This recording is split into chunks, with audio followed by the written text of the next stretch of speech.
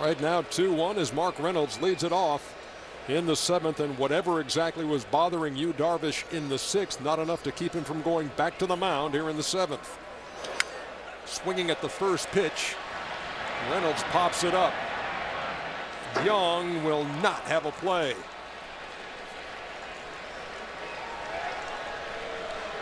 Let's check in again with Craig Sager. Segs.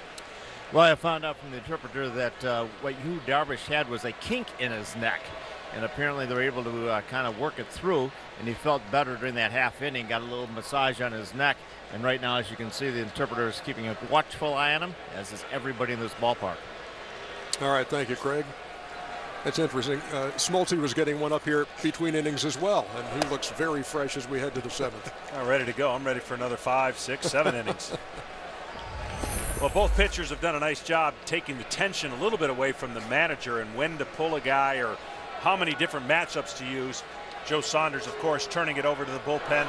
But right now, Yu Darvish still giving their team a chance, as they're going to get a lot of action here from moving on from this point on. It'll be controlled by the bullpens. Reynolds has been hit by a pitch and popped out to second. 2 balls and a strike. And now 3-1.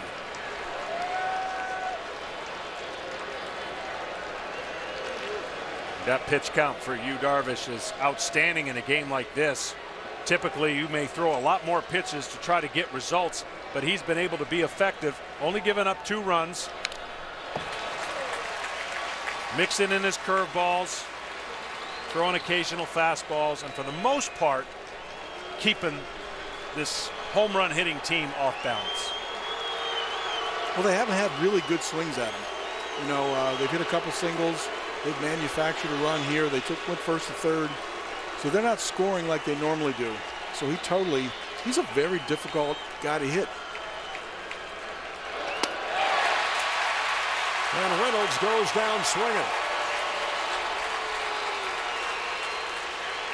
Only twice tonight has Darvish allowed the leadoff hitter to reach, and in both cases he's come around to score.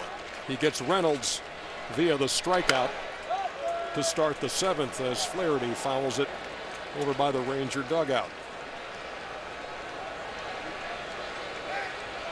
How about the split? 31 balls, 54 strikes. Seems like it's quite a few balls. Is that not normal? Well, he doesn't mind throwing balls, and it probably is higher than that. They've swung at a few more pitches outside the strike zone. He really, and especially over in Japan, they love to work the count. The biggest challenge and the most important thing is striking out a guy 3-2 like he just did. And there's that slow curveball that just messes with a hitter's timing.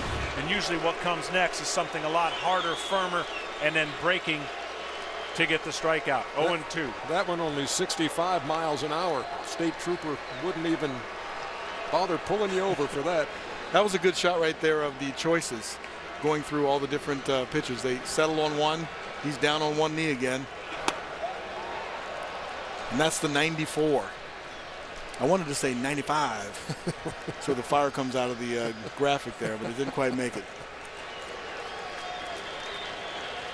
But that looks like about 115 after seeing that slow hook. That's the power cutter. Nope, let's go with the slow hook. Here comes the slow curveball. Shoot. 65.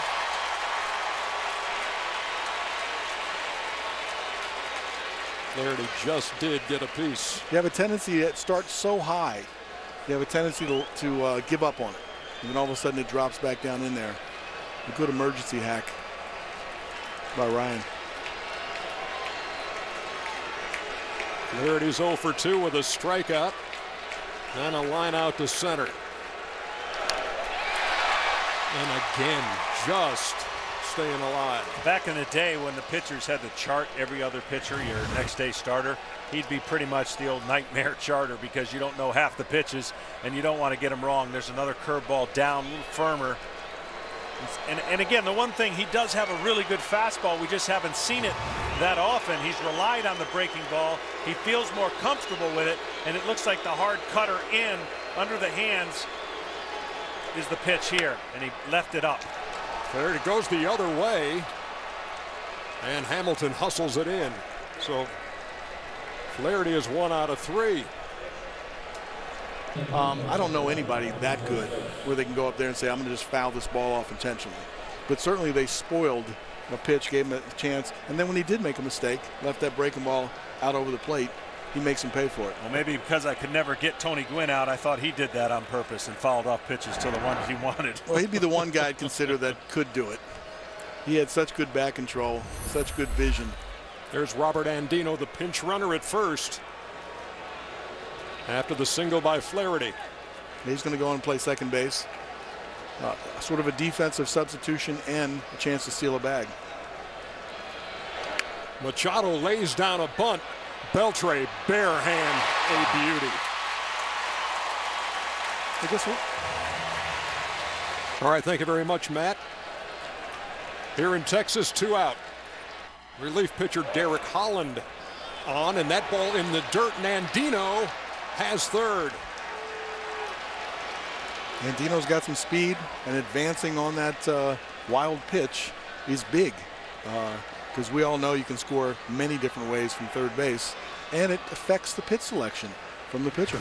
You got to anticipate a ball in the dirt, sneaks away, runner goes immediately, put the pressure on the defense. In this situation, also the pitcher. All you need the pitcher to do now, if you're Baltimore, is tense up of not wanting to go back down in that area, and that could help your hitter at the plate. So a lot of pressure at third with 2 outs. McLeod waiting on Holland, takes a strike, 1-1. That's 95. I didn't see the flame, though. New graphic. You look at Derek Holland for the most part. Obviously, he's a starter coming out of the pen. He did it earlier this week coming out of the pen, maybe in preparation for what this game represents. And it's all hands on deck as we see another one in the dirt. That's your point, Cal, right there. Soto with a big stop with that run just 90 feet away. Orioles lead it 2-1. Hey, look at the strategy of why Machado might put that bunt down. Very similar, in my opinion, to a hit and run. You know, you take a chance. The hit and run's goal is to take a shot at it. Maybe you hit the ball on the ground and then have a vacated spot. But at the minimum, you get him to second base. That play got him into scoring position. Andino dancing off at third. McLeod, base hit to left. Andino scores, and it's 3-1 Baltimore. Ron Washington goes lefty-lefty, and McLeod spoils it.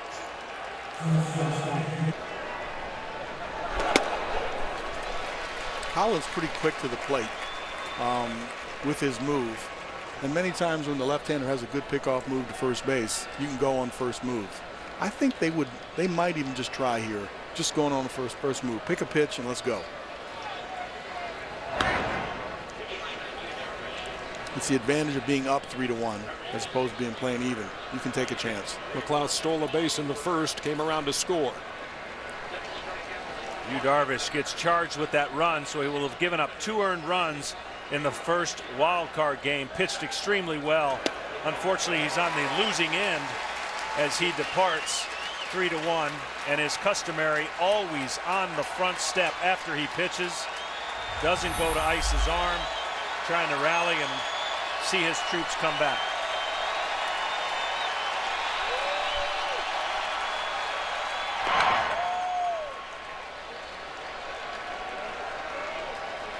That's first base coach Wayne Kirby whispering into the ear of Nate McLeod. And another snap throw over, gets away. McLeod takes a turn at second and will hold right there.